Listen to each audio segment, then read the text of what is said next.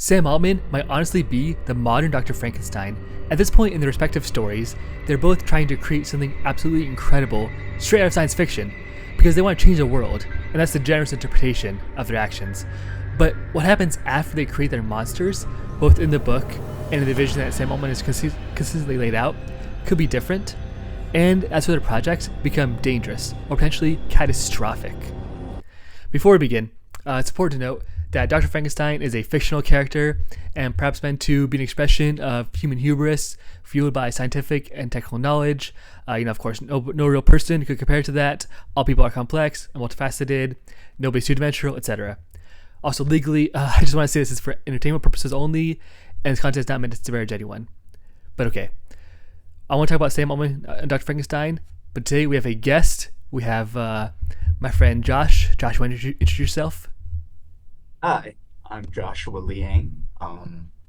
Probably one of the lesser qualified people to speak on this topic, but I thought to chip in with my opinion. Also, it'd be cool to be on a podcast, so this is nice. But yeah, I am interested to see where we're going to go with this. Yes, I am too. Let's get into it. Okay, Yeah. so in order to compare Sam Altman to Dr. Frankenstein and to show their different reactions to creating a creature and what we can learn before we allow Sam Altman to create a horrible creature, we need to review the story of Frankenstein. Josh, did you read the book Frankenstein or no? I have read it in college. What did you think of it? Did you like it? I thought it was very interesting. I think Frankenstein sometimes gets a bad rep in literary circles because the writing is not as eloquent as maybe some other examples or courses you take when you're in college. But I, for the most part, enjoyed it. I was, of course, I was not first exposed to the actual story of Frankenstein in my life. I was exposed to it through a lot of the, modern pop culture adaptations of the story, i.e., Frankenstein 2004, Zombies versus Frankenstein, Frankenstein versus Batman. Those are like my introductions I haven't heard that last one. in the actual That sounds interesting though. I made it up. I'm sure it exists somewhere The yeah, DC reboot. But in the DC reboot. Yeah. okay, but for the people that aren't familiar, let's go through the story real quick. So, real quick, this is one of my favorite stories ever. I read it in high school. And Frankenstein is definitely my top 5 books of all time, for sure. I've read the book at least twice and seen the Guillermo del Toro movie twice. Also seen it in pop culture a bunch. And I dressed up as the monster for Halloween last year with my girlfriend, which was really fun. Anyway, spoilers are ahead. Yeah. I mean, it's like a 150-year-old book, but if you haven't read it yet, there are spoilers ahead. The story Yes. goes like this. Frankenstein, which refers to the guy involved, the monster has no name, was a rich kid who had desired to learn a lot more about the world. He became very interested in alchemy as a kid, which is the study of turning objects into gold. Later on, he decided to become a doctor. While in his studies, he discovered a way to bring things to life. And then one day, he dug up graves, found body parts. We know this part of the story. He combined them into one person and used his knowledge of bringing things to life to imbue life and consciousness in the creature. It was horribly ugly, though, so he ran away from it as fast as he could. He would spend the rest of his life metaphorically entangled with the creature, never really escaping it, and the creature never really escaping him. It was a long and bitter fight until the end, and Dr. Frankenstein was full of regret and shame for what he had done. So why did Dr. Frankenstein create the monster? Well, it was for a variety of reasons. One is that he just wanted to do something great. He wanted to achieve something great. He had deep ambition and wanted to do something incredible. Another reason is guilt. His mom died when he was young, and so, of course, he wanted to figure out a way to bring her back. Finally, it was because of ego. He felt like he was everything and more, and he had incredible talents and smarts, and didn't want it all to go to waste. Because, of course, being a regular doctor and helping people is a waste of time, and talent. Sorry, Dr. Mike. Then we get into the story of Sam Altman. So we'll compare that to Sam. In a lot of ways, Sam's story is a typical Silicon Valley story. He was born in the United States to a rich family, allegedly. I haven't seen anything directly confirming that, but it seems like they were pretty rich because they could afford to send their son to private school and to Stanford. And I believe one of his parents was a dermatologist, a doctor, but it seems like a rich family. He took an interest in computers when he was young. He went to Stanford for computer science, but then dropped out after 2 years in 2005. He then went on to co-found a startup called Looped, which was a social media app that used your location to help you network with friends. While CEO of that company, he was accused of, quote, deceptive and chaotic behavior. That might come back later.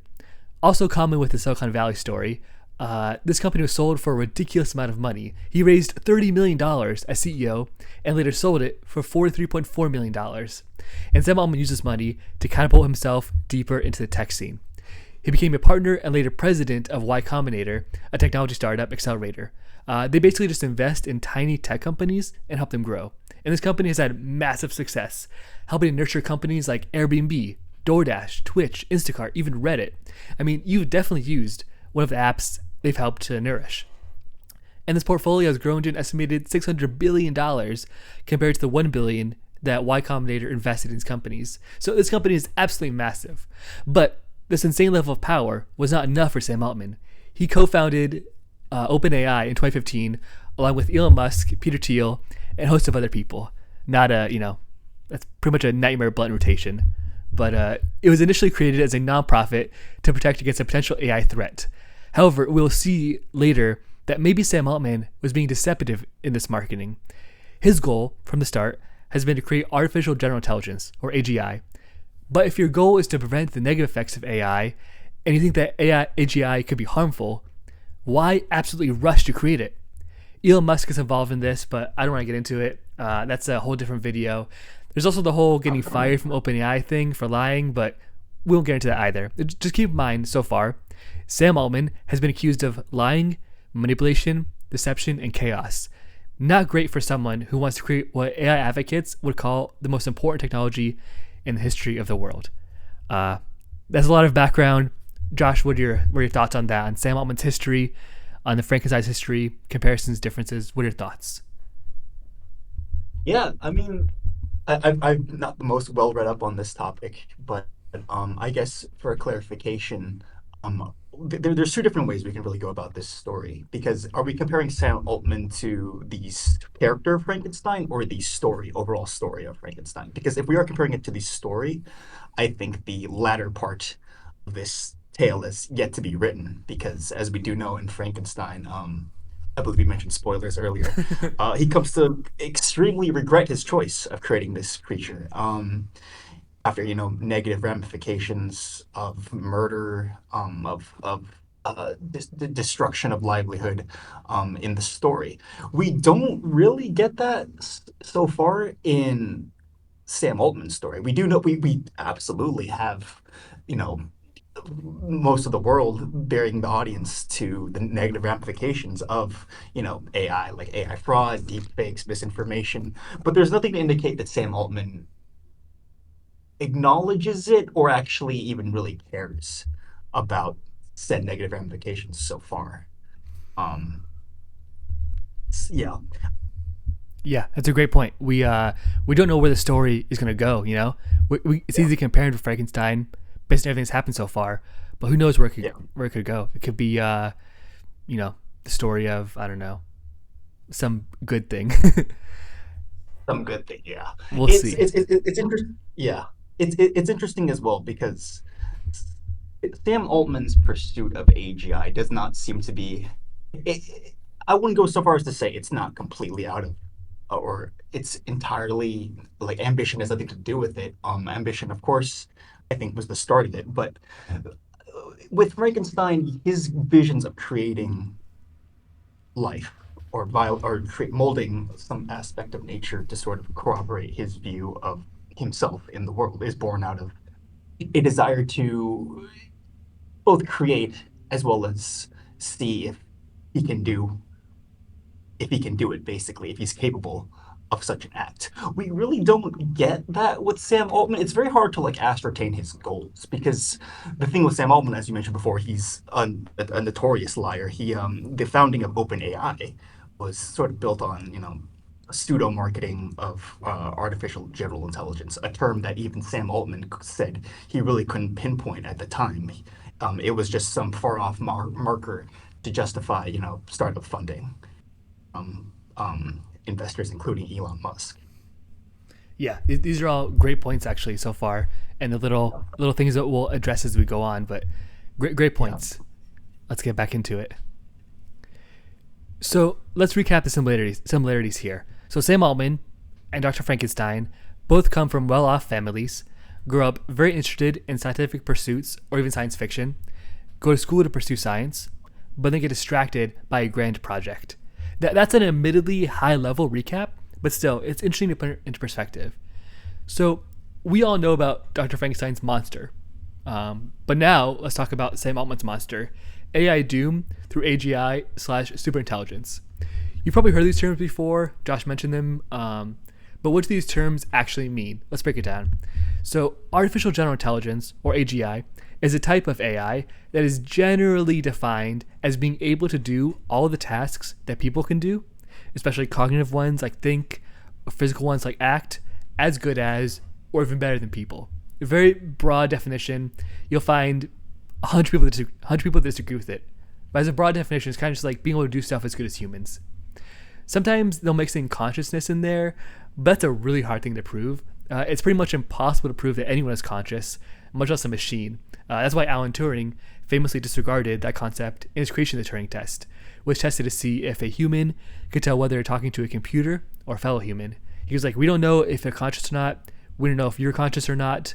Let's just see if AI can fool people. So anyway, AGI kind of exists in a weird space right now. Some people claim that we already have it.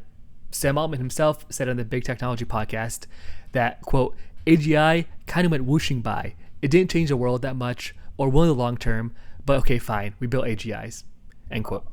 At the same time, AI experts are mixed, with some saying that AGI will come in next 30 years and some saying that will never happen at all. So that's AGI. But then you have the concept of superintelligence, which is a step beyond AGI. So AGI is just being better at most humans, being better than most humans at most cognitive tasks. Superintelligence, on the other hand, is being better at every expert in the world, with all the resources in the world, at every task, or at least some specific tasks. So just being magnitudes better at physics than the smartest physicists in the world or the smartest teams of physicists in the world, for example. It's kind of like how no human mind can hold more information than an entire library. You know, libraries will always contain more knowledge than any human mind, even the absolute smartest people. The smartest person on earth doesn't have more knowledge in their mind than, you know, the San Francisco library or something. It's like that for artificial superintelligence, where no human will be able to compete in its problem solving, thinking, modeling, etc. When people say artificial superintelligence, they really are referring to the robots of science fiction. You know, Data from Star Trek or Terminator from, you know, Terminator, take your pick. And so the thought goes, a superintelligence might cause the destruction of our species. It could cause it indirectly. You know, we just use the technology wrong and cause our own doom, like what we're doing with climate change. Or it could cause our doom directly through enslaving us or wiping us out to procreate, or even unintentionally directly causing our doom because there are just limited resources on Earth and the superintelligence will be smart enough to capture all of them. So Josh, what are your thoughts on AGI and superintelligence and the potential dangers of it? Do you have any thoughts on it? Um, I am. I've had many existential crises about it.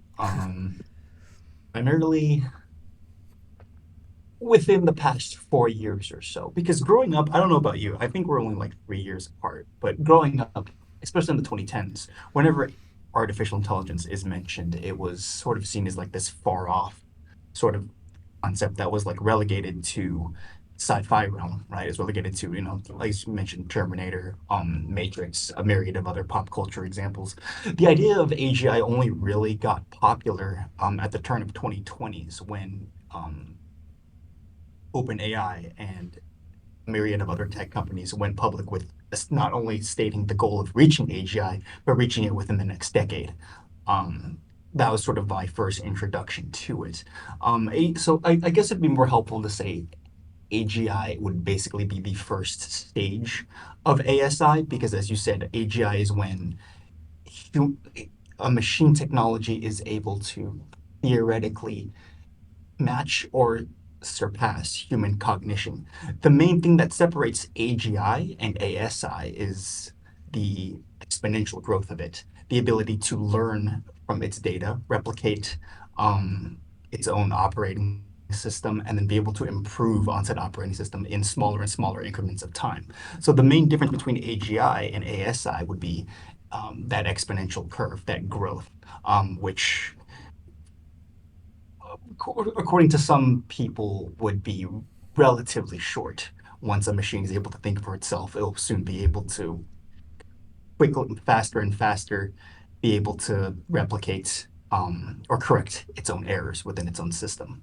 So some people say like once we reach AGI, ASI will be right around the corner. That's the general consensus of it. I'm not too well versed in the technical aspects of it, but it sounds horrible. No, that's totally fair. That's what I've heard too. I've heard that Yeah, AGI will yeah, just be, a few years before ASI. But yeah. let's get back into it. Um, let's take a breather and step back. There's a big problem with a lot of this, and I don't know if you've caught it, but the big problem is anthropomorphizing. We're ascribing human traits to all of these creations. We're assuming that machines would have human needs and human desires and would take human actions to achieve them. But what if they don't? And what if we don't even get there? These are topics that we don't have time to explore in depth on this episode, but just think about it. The future that, this doom future is absolutely not guaranteed. So where does OpenAI come into this? How do they want to stop AI doom through AGI or superintelligence? Well, of course, they want to make AGI or superintelligence. Silly. From OpenAI, a quote, "Our mission is to ensure that artificial general intelligence benefits all of humanity, primarily by attempting to build safe AGI and share the benefits with the world." They want to make it. They're scared of AGI. They're so scared that they want to make it. It's kind of interesting. To quote from the Wall Street Journal, Sam Altman's goal is to forge a new world order in which machines free people to pursue more creative work. In his vision, universal basic income, the concept of a cash stipend for everyone, no strings attached, helps compensate for jobs replaced by AI. Mr. Altman even thinks that humanity will love AI so much that an advanced chatbot could represent an extension of your will. In the long run, he said, he wants to set up a global governance structure that would oversee decisions about the future of AI and gradually reduce the power OpenAI's executive team has over technology. So I guess Sam Altman thinks that a good AGI, one that he and his team create, could actually liberate the world, but a bad one could destroy it. The goal of building safe AGI kind of just seems like the argument that the only thing stopping a bad guy with a gun is a good guy with a gun, and I don't really buy it. Part of why I don't buy any of this, and why I'm extremely doubtful that AGI or superintelligence is even possible, is that I think our culture has created these notions. We all grew up watching sci-fi movies and reading sci-fi books. R2-D2, for example, is a beloved character that's also a robot. And so we think, wow, it's possible to create that because we see it right there. Our brains can't really separate fact from fiction. Consciously, we might know that R2-D2 is just a person playing a robot.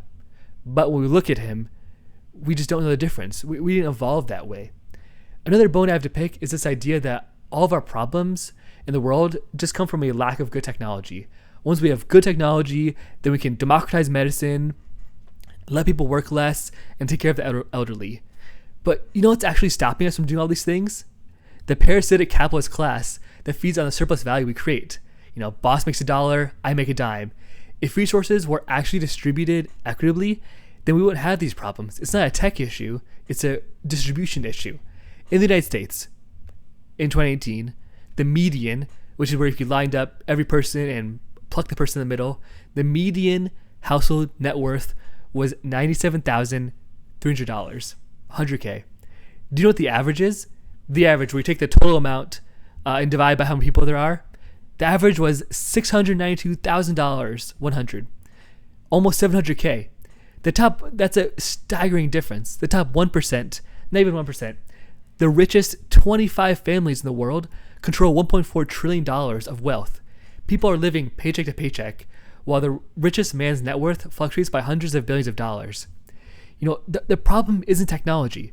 The problem isn't the amount of resources. The problem is that the richest of the rich are allowed to hoard all of the resources and force us to live in a socioeconomic system in which they're not only allowed to rule the world, but violently oppress those that try to change it.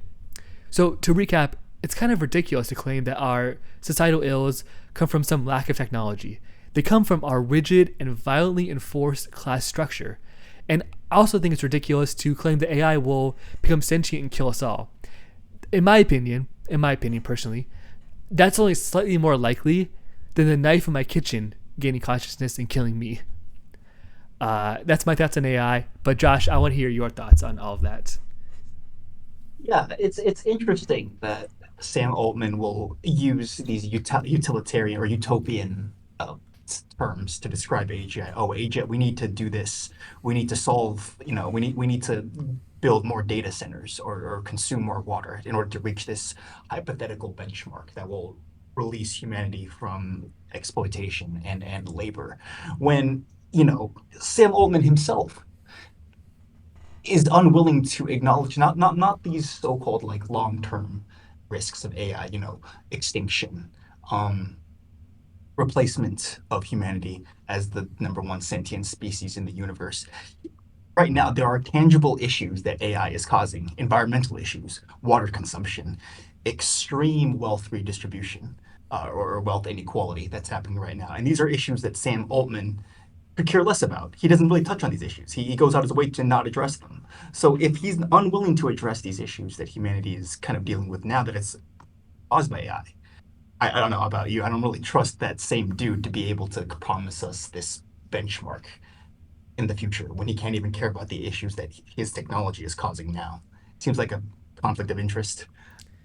Yeah, no, I agree. I agree. He doesn't talk too much about wealth inequality, and I mean, he did support, Trump the election.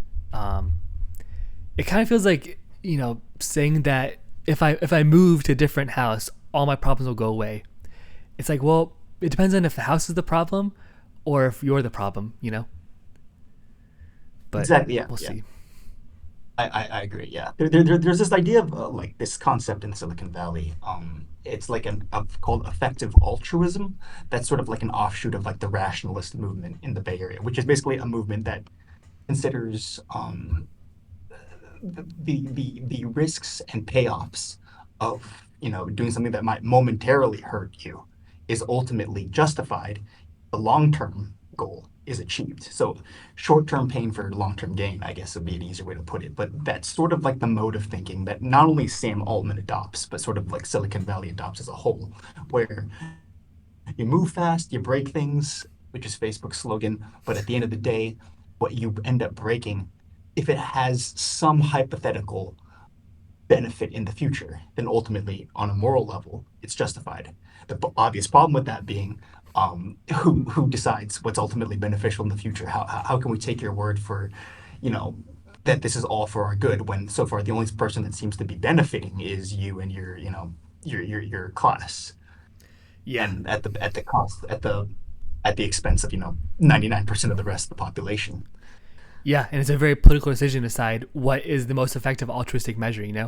Whether that's giving, Yeah, houses to people or whether it's, redistributing someone's wealth. It's a very political decision. It's not a neutral, plug it into the algorithm and find out. It's a very dedicated political decision, you know? So, uh, absolutely. those are just my thoughts on AI. I think it's a ridiculous argument that our species would end because of it.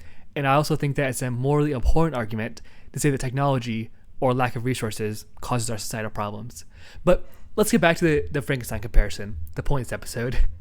Both Dr. Frankenstein and Sam Altman have expressed a desire to build something that would allow them to take control of nature.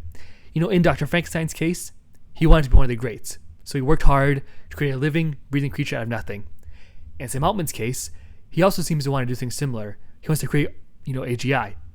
The curious difference is that Dr. Frankenstein was blindly obsessed with his experiment, working alone in the dark for 2 years, and later reacted with horror and regret. Sam Altman, on the other hand, is well aware of the dangers of this experiment, and in fact almost seems to revel in it. And he's planning for it, both by trying to upload his consciousness and by building doomsday bunkers to hide in if it happens. But I think that there is no better person than Sam Altman to describe what he thinks will happen with AI, and so I'll let him speak for himself. I think AI will probably, most likely, sort of lead to the end of the world. But in the meantime, there will be great companies created with serious machine learning. Okay, Josh, that's a very short clip, but what are your thoughts on it? Yeah, it's hard to discern what Sam Altman's true goals are because he will say completely contradictory things. If you go back to his early days at Loop, or actually his earliest days with Elon Musk, he comes across as the kind of the person, and this is acknowledged by other people who observe Sam Altman or in his early history, is that he will say whatever he wants to achieve whatever goal he has in mind. Now, whether that goal be AGI or you know, more billion-dollar investment funds into his company. I'm not too situated to comment on that. But it does seem that yeah, Sam Altman he's very composed. Every single word he says is calculated. It's absolutely rehearsed. It's rehearsed 1,000 times. It's meant to appeal to a certain audience, right? So with this goes back to his early days at OpenAI with Elon Musk. He absolutely wooed Elon Musk, saying, "We will create." The whole point of OpenAI is for AI regulations, only to dump those regulations as soon as it came in the way of profit margins. So it's hard to discern what his actual ideas are. I guess the way to go about it would be to focus less on what Sam Altman is saying and who's he saying it to. Who is meant to be, hearing these words? Who's meant to be hearing, oh, the world might end, but we'll create a lot of good companies by the way. Yeah, the audience probably isn't, your grandma or something when he says something like that. But Yeah. let me talk about some other things he's talked about. So he's also used terms like lights out for all of us to refer to AI. Terms like lights out for all of us, and that superintelligence is the, quote, greatest threat to the continued existence of humanity. He's seemingly very afraid of AI and its possibilities, yet excited for it, and he's also continuing to make it. It seems like a weird press the button scenario where if you press it, there's a 50% chance you'll be a millionaire, but also a 50% chance that everyone that you've ever loved will be tortured. Maybe Sam Altman would press that button. I don't really know. So Sam is clearly afraid of the possibilities of AI. Actually, that might not be entirely accurate. He doesn't really sound too afraid. He thinks that doomsday predictions are plausible. So what's he doing about it? Well, he's building a bunker. And again, I'll let him explain it. A lot of these guys have bunkers. Zucky has a bunkie. I know that somewhere out in Hawaii. People have bunkers. Do you have a bunker? I have like underground concrete heavy reinforced basements, but I don't have anything I would call a bunker. Hold on, dude. Look, I'll let you keep me on the ropes in a lot of this conversation, but I am going to call that out as a dang bunker, dude. Sam, that's a bunker. What's the difference between a basement and a bunker? It also becomes very suspicious when he realizes he's into prepping. 2016 quote, he said that I have guns, gold, potassium iodide, antibiotics, batteries, water, gas masks from the IDF, crazy poll there, and a big patch of land in Big Sur I can fly to. It would be one thing if this was just a hobby, but this, paired with the bunker that's not a bunker, paired with a seeming belief in the possibility of his AI experiment wiping out humanity, paired with him saying he also wants to upload his consciousness to, live on after he dies, it all just paints a very grim and misanthropic picture. And this all just seems, kind of cartoonishly evil to me. He'll talk about universal basic compute and how we can all live life with AI, but then also talk about how it could probably end the world. What are you talking about? I don't want to have a few years of not working and then die from an evil AI superintelligence. I don't want to speed run my retirement. Why are we still listening to this guy? But okay, so my comparisons are quite clear here, except the comparisons are quite clear here, except Sam Altman is somehow more of a villain than Dr. Frankenstein. People like him might be this generation's Oppenheimer, but in an alternate universe where civilization actually did collapse due to nuclear war. So back to the comparison. What lessons could Sam Altman take away from Frankenstein while he works on his own monster? Well, in the book, Dr. Frankenstein is actually found by this guy named Captain Walton. And Captain Walton has a dream. He wants to cross the Arctic. He wants to sail across the Arctic. I don't believe that had ever been done before due to how thick the ice was. and the lack of technology at the time and how dangerous the mission was. But he wanted to do it anyway. He wanted to achieve something great. Does that sound familiar? His crew begged him to turn around, but he didn't want to. He ordered them to keep going. But then he saw Dr. Frankenstein mangled from an attack by the monster, laying on the ice, and had his men bring him up on the ship. He nursed him back to health, and then Dr. Frankenstein told him his story. Later on, Captain Walton realizes how egotistical he has become. He decides to turn around, which likely saved the lives of everyone on the ship. Frankenstein unintentionally inspired Captain Walton to stop his foolish expedition of crossing the Arctic. The pursuit of personal greatness is not worth the sacrifice of the masses, especially the unwilling masses. Maybe Sam Altman needs a Captain Walton in his life.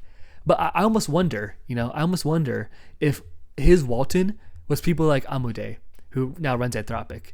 But Sam Altman had cast, the Captain Waltons in his life aside, or made them want to leave and pursue their ventures. Maybe he did have people by his side, cautiously managing OpenAI, but the good people ended up jumping ship or getting fired. So now Sam Altman has a choice. He's really had a choice for a decade now, but it's serious now that AnthroTalk is covering it. It's a serious matter now. He can turn back the ship, abandon this egotistical quest that, according to him, could end in disaster, or he can keep going and risk it all. And I want to give two notes here real quick. First is that I am not against greatness or achieving great things. I run marathons as a hobby. Well, I've only run one, but I'm training for a second one. Because I think it's really cool to train hard for something and work hard and then achieve it. Some of my greatest and proudest accomplishments come from me doing hard things, like running a marathon or directing a short film with Josh, actually. But it can be equally great to decide not to do something for the greater good, to dedicate your life to service, to compromise with others, to make a hard decision and stay home and take care of your family. That takes strength and courage too. So I'm not against achieving greatness as a concept. My second point is that we need to stop AI. We don't need to stop AI due to it ending the world. I think I've made it pretty clear that I don't think that'll happen. I just don't want these tech oligarchs, Zuckerberg, Altman, Musk, Nadella, Ellison, etc. I don't want them to be the ones in charge of the next civilization-ending technology, or changing technology. I think that they have shown that they are not capable of acting the greater good. You can see all the lawsuits that Meta is facing for getting people addicted to their platform, giving young people body issues, not acting hard enough against scammers, and being aware of these problems, but not changing it, etc. And in general, I want all these technologies to be governed by everyone. I also want everyone to equitably share in the bounties that we all provide. I don't want to live in a techno-feudalist or techno-fascist empire, which is what we're barreling towards. Let's turn the ship in a different direction. So, Josh, what are your thoughts on Sam Altman, his potential ability to change course here or do something else?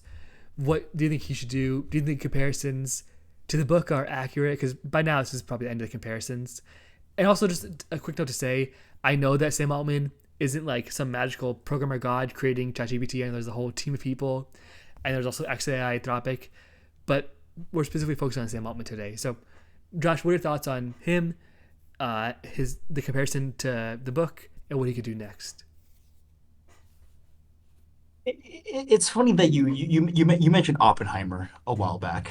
I love that because Oppenheimer is one of Sam Altman's favorite movies. He infamously I think it was the premiere of Oppenheimer. He took a lot of the staff from OpenAI to see it, sort of like oh, look at this is us. That's literally me on the screen. And it's true too because didn't they use the term like the Manhattan Project when starting OpenAI? So the comparisons are definitely there. The Manhattan Project was used as a base of comparison for when Sam Altman was pitching a lot of his projects and his goals. So it must have been cathartic for him to be able to see something that he was able to compare himself to on the big screen. I would say that, except what Sam Altman's what his review of the movie was. Oh, what? I haven't heard it. It was like, this movie is a great advertisement.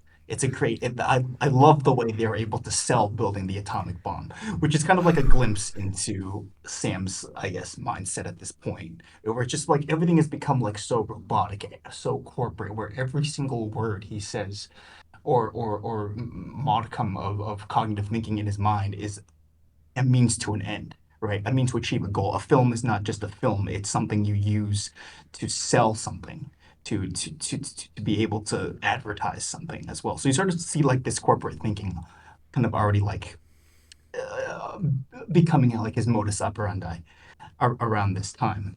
Yeah, he definitely seems like not even a real person anymore, like a caricature. Yeah, Yeah. and also. Ironically, he forgets to mention the fact that Oppenheimer spent the next 50 years of his life regretting everything regretting his entire life decision to build the bomb. Yes, very very Yeah, famously. yeah, So that's a lot, but that's basically the comparison to Sam Altman and Frankenstein. They both have an ego. They want to create something massive. Frankenstein and Oppenheimer have hindsight, and they can realize maybe they made a mistake. Sam Altman still has the opportunity, but it seems like he wants to make this mistake. Uh, we'll see though. But all right, let's wrap this up. So I want to say that this episode isn't me saying that Sam Altman is evil. I don't think anyone is evil. I don't really believe in the concept of evil. I just think he's a dangerous individual with incredible power, connections, and money, pursuing a potentially dangerous goal. You know how they say that every accusation is a confession?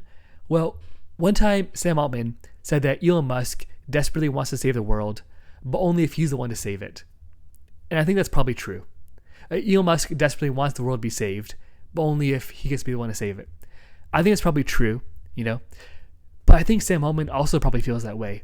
I think Sam Altman would rather have the world plunge into chaos than let someone else beat him to making good superintelligence. And that ego is exactly why he can't be the one to develop it. Or, to be technical, he can't be the one to lead the team that's going to work on developing it. Anyway, those are my thoughts, my comparisons. I hope you enjoyed. Thanks for watching. Please like and subscribe. Josh, any final thoughts before we wrap up the episode? thanks for having me. Me and Jake, we are making another film as of right now that deals with artificial intelligence coming out soon. So be sure to check that out. Um, Follow us, follow me, follow the Urban Lane Corporation on both PeerTube and our RSS feed. So, yeah, We're only on MySpace and we are on Twitter, not yeah, X, not Next yet. Still on yeah, Twitter. yeah. There's a workaround if you use the Internet Archive for Twitter. But Exactly. Yeah. anyway, hope you enjoyed. Let me know your thoughts in the comments. This is a fun episode to make. Let me know your thoughts. If it's a comparison, good comparison. If it's too drawn out, too squeezed, and what should we make an episode about next? Thanks so much. I'll see you next time.